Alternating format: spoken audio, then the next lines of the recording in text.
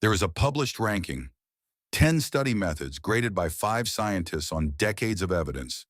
The one most of us rely on got the worst grade they give, and school never showed you the list. You read the chapter, you highlight what matters, then you read it all again, and by the fourth pass, you recognize everything. Recognition feels like knowing. That feeling is about to cost you your next exam. In 2013, 5 cognitive scientists set out to settle the question.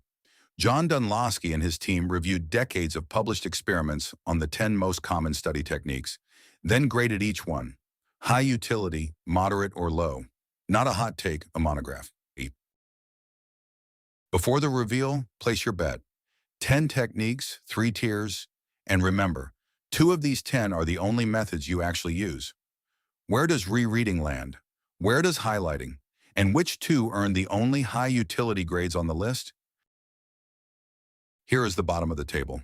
Low utility, summarization, imagery for text, the keyword mnemonic, highlighting and rereading. 5 of the 10 techniques rated low, including the 2 most popular study methods on the planet. Sit with that for a second. Highlighting, low. Rereading, low. Not somewhat overrated. The worst grade on the table from the people who actually read the evidence. And if you're already thinking, says who? Hold that thought. We'll get there. Now, how many people does that verdict touch? When researchers surveyed college students, 84% said they study by rereading their notes or textbook. 84%. Running their studying on a bottom-tier technique. Why did rereading score so low? The monograph's answer, its benefits are inconsistent. They don't last, and most of what it builds is familiarity with the text, not a deeper grip on the ideas. It manufactures the feeling of knowledge on a short fuse. Highlighting did even worse in one respect. In a 1992 experiment by Peterson, students who highlighted scored lower on inference questions than students who didn't. The marker pulls fragments out of the page, and understanding lies in the connections between them. The other 3 down here fail more quietly, narrow winds that fade. None of them travel. So why do the losers run the world? Because everyone feels good in the moment.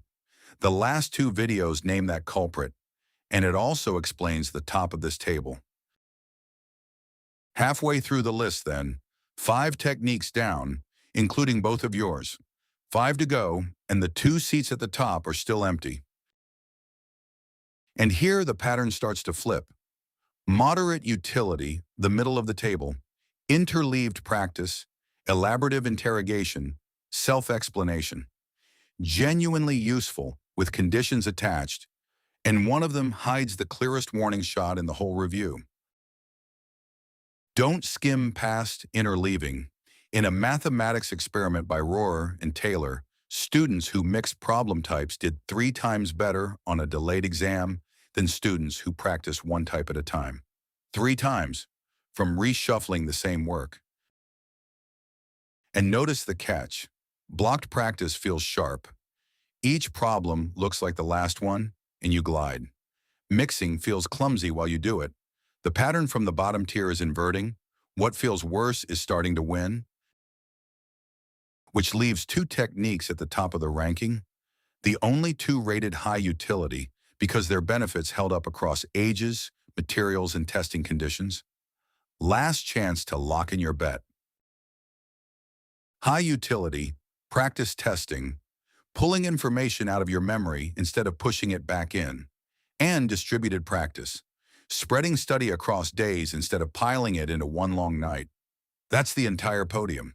2 techniques, and almost nobody uses them on purpose. Look at what the winners have in common with your habits. Almost nothing. Testing yourself feels like judgment, a blank page and the risk of failing it. Spacing feels like forgetting on purpose. Neither one will ever feel like progress while you're doing it. The first video on this channel covered the champion, Roediger and Karpicke, 2006.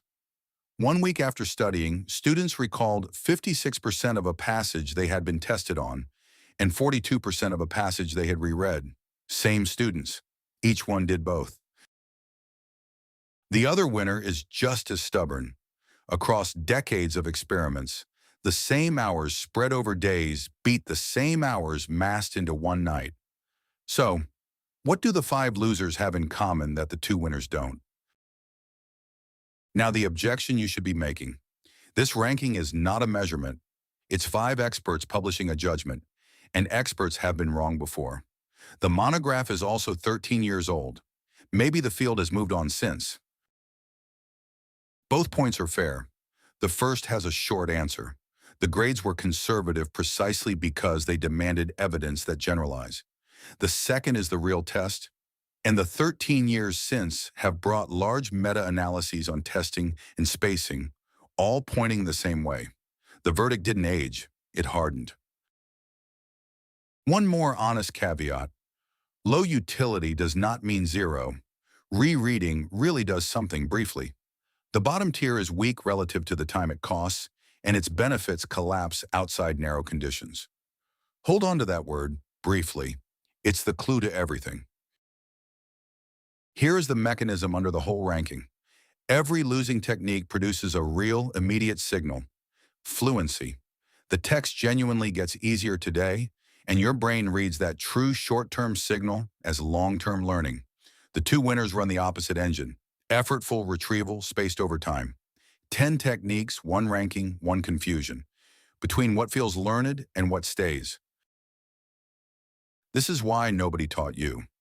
The list has been public since 2013, but the losing door feels right from the inside, and the winning door feels wrong. Nobody walks through it until someone shows them the evidence. That ends today. So here is the trade. Tonight, when you finish a chapter, don't read it again. Close the book and write down everything you can remember. Then check what you missed. Turn every highlight you would have made into a question you'll have to answer. Then take the long night you were going to spend cramming and cut it into 3 short sessions across the week. Same hours, same material, move to where memory actually gets written. Once those 2 are habits, the moderate tier becomes your bonus round. Mix your problems, ask yourself why. Fair warning, the first week feels worse. Rougher, slower, less certain. You'll be tempted to go back to the marker. But by everything you've just seen, that discomfort is the signature of the 2 techniques at the top. One question is still open. Spacing beat cramming across decades of experiments. But why? The answer is one of the oldest curves in psychology, the forgetting curve, the schedule your brain uses to delete. That's the next video. Last thing, close your eyes. Name the 2 winners. Testing, spacing. If you got them, this video worked. If you didn't, you just proved its point. Scientists ranked 10 study methods, and the list has been public for 13 years. Now you've seen it. The excuse is gone. Remember, hard by design.